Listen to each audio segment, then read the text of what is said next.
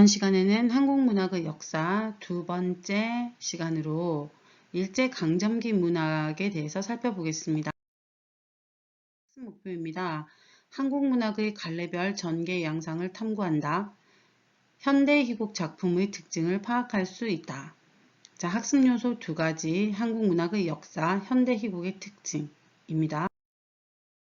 자, 그러면 산돼지라는 김우진 작가의 작품을 통해서 한국문학의 갈래별 전개 그리고 구현 양상을 일제강점기 시대 희곡이라는 장르를 중심으로 살펴보려고 합니다. 먼저 자기주도적 감상 방법입니다. 자, 한국문학의 갈래별 전개에서 이 작품의 위상을 살펴볼 수 있어야겠습니다.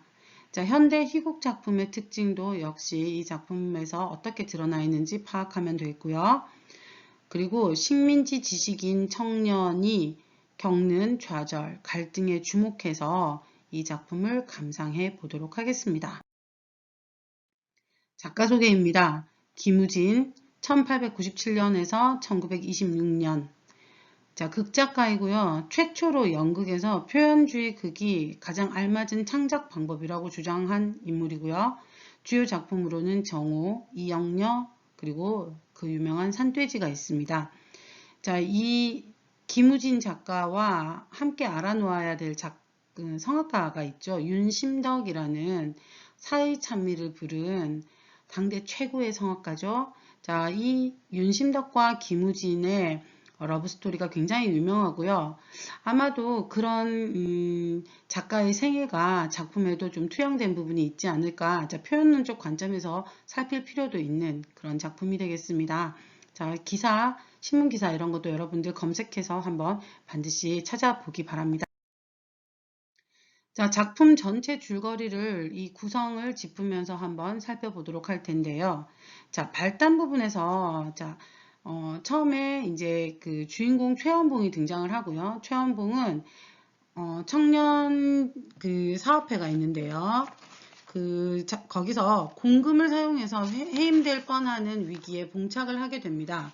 그래서 청년의 간부였던 최원봉이 이런 위기에 봉착을 하고 이제 자신은 이제 좀 신임을 얻지 못하는 것 같다라는 생각을 하고 이제 여기서 그냥 활동을 그만두려고 해요. 그런데 친구인 차역의 최원봉에게 그냥 잘못한 일을 그냥 덮고 그냥 계속 청년의 활동을 하라고 얘기를 하면서 묵인해주겠다, 묵인한다 이렇게 얘기를 하는 과정에서 다툼이 일어나게 됩니다. 자, 여기까지가 발단입니다. 소설도 5단계고요. 이 희곡 작품도 보통 5단계로 구성이 됩니다. 자, 그런데 구성 단계는 조금 차이가 있습니다. 지난 시간에도 우리 앞에 다른 작품 하면서 배웠죠. 자, 연계해서 여러분들도 다시 공부를 한번 야무지게 하기 바랍니다. 자, 그리고 나서 전개단락에서는요, 이 차역과 최영순이라는 인물이 또 나옵니다. 자, 이 최영순은 최주사댁 딸로 차역을 좋아하는 인물이고, 또 최주사댁에게 최원봉은 이제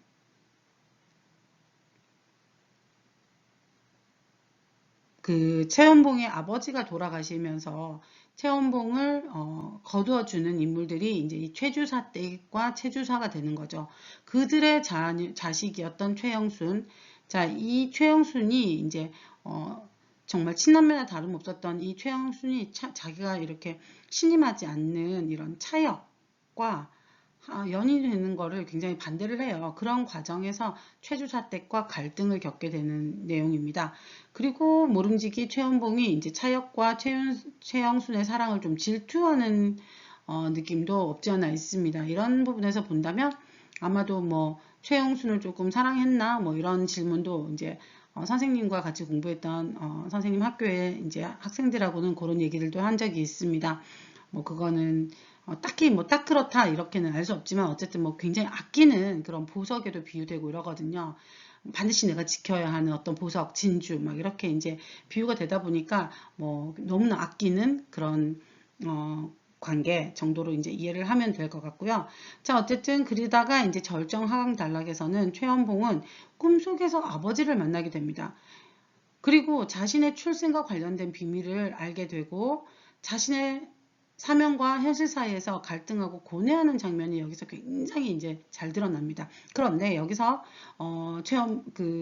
김우진 작가가 말했던 현대 희곡에서 가장 적절하다고 하는 표현주의 기법이 여기서 드러나거든요.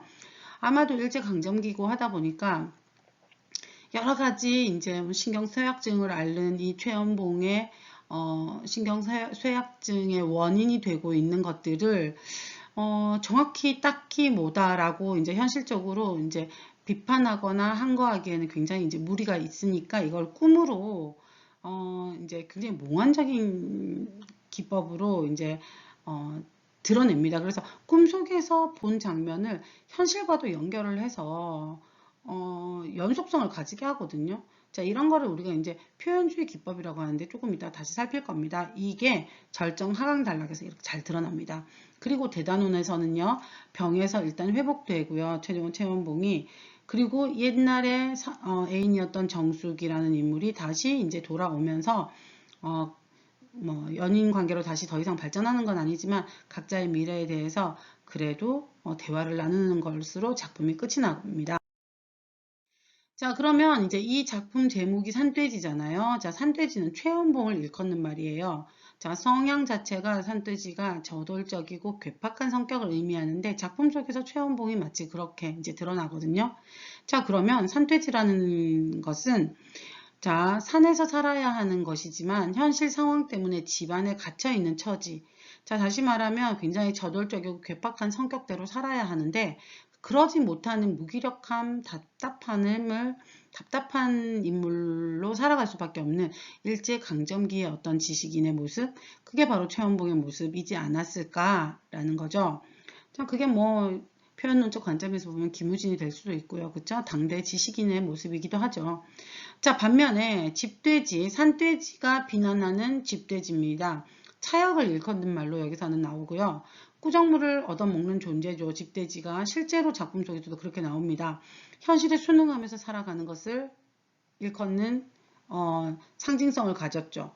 다시 말하면 최연봉은 이런 집돼지처럼 살아가는 이런 차역을 못마땅하게 여기고 평가한다라는 겁니다.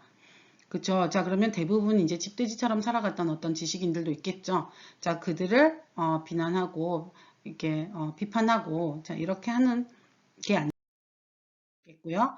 자, 표현주의 기법에 대해서 살펴야 된다고 했는데요. 표현주의 기법이라고 하는 것은 개인의 깊은 정신 상태를 표현하고자 하는 희곡의 한 유파입니다. 정서적으로 불안한 상태에 있는 인물의 내면적 체험을 드러내고 있는 거거든요. 자, 작품 속에서는 어떻게 구현이 되냐면 몽환 장면을 설정을 해서 그 몽환 장면이 그대로 현실의 최연봉에게 연결되는 부분이 있어요. 그 부분을 우리는 표현주의 기법이다라고 할 수 있습니다. 자, 조금 더 자, 표현주의 기법이 본문 중에 이렇게 드러나 있는데요. 자, 중략 부분, 줄거리 부분에서 보면 꿈을 꾸는 장면이 나오고요. 자, 그리고 그 꿈 속에서 이런 설정이 나옵니다. 굉장히 몽환적입니다. 자, 비현실적인 장면으로 굉장히 몽환적인 장면이 나오고요. 이것이 뒤에 나오는 여러 내용들, 자, 아버지가 동학혁명에 가담하는 장면, 선봉장으로 역할을 하는 장면, 자, 거기서 본 게, 현실로 그냥 최주사 댁하고 싸우는 장면에서, 갈등이 빚어지는 장면에서 그대로 연결이 되거든요. 자, 그래서 꿈속에서 본 내용과 이후의 현실이 연결되는 이런 것들을 우리는 이제 표현주의 기법이다라고 하는. 자, 그리고 이 작품에서는 이렇게 몽환 장면을 통해서 잘 드러나고 있다라는 겁니다. 자, 그러면 현대 희곡 작품 중에서도 우리는 표현주의 극을 살펴보았고요. 자, 이 작품은 굉장히 실험적입니다. 당대에 별로 유행하지 않았어요. 자, 김우진이 이렇게 실험적으로 작품에 투영을 시켜보고요. 그 다음 상징적인 집돼지, 그 다음에 산돼지, 뭐 이런 표현들이 나옵니다. 그래서 뭐 진화한다, 퇴화한다, 뭐 여러 가지 들돼지도 언급이 되고 중간중간에 자, 이렇게 되는 굉장히 상징성을 가진 이런 작품이 되겠습니다. 자, 주제는요, 일제강점기 시대에 식민지 시대의 어떤 지식인의 삶에 대해서 고뇌하고 방황하고 좌절하고 할 수밖에 없는 그런 지식인의 삶, 이게 이제 주제가 되겠죠. 자, 특징 다시 보면요. 우리나라 최초의 표현주의 극이 되고요. 상징적 수법을 사용해서 인물의 심리를 표현하고 있다라는 거. 자, 여러분들 잘 기억을 해야 되겠습니다. 그러면 학습 정리 다시 한번 해볼까요? 자, 문학 중에서도 이 갈래는 희곡. 희곡 중에서도 어떤 희곡? 자, 현대 희곡 중에서도 어떤 희곡이었습니까? 표현주의 극. 자, 그럼 표현주의 극의 개념과 이 작품에서는 표현주의가 어떤 부분에서 어떻게 드러나더라 라는 것도 여러분들이 다시 정리를 해야겠습니다. 자, 그리고 인물 간의 갈등, 중심 소재의 의미, 자, 이런 것들도 작품을 보면서 조금 더 구체적으로 여러분들이 살필 수 있어야 되고요. 특히 선생님이 짚어준 산돼지, 집돼지의 개념. 자, 이게 인물의 갈등과 어떻게 맞물리는지 꼭 기억을 하면 좋겠습니다. 자, 오늘 수업은 여기까지 할게요. 수고했습니다.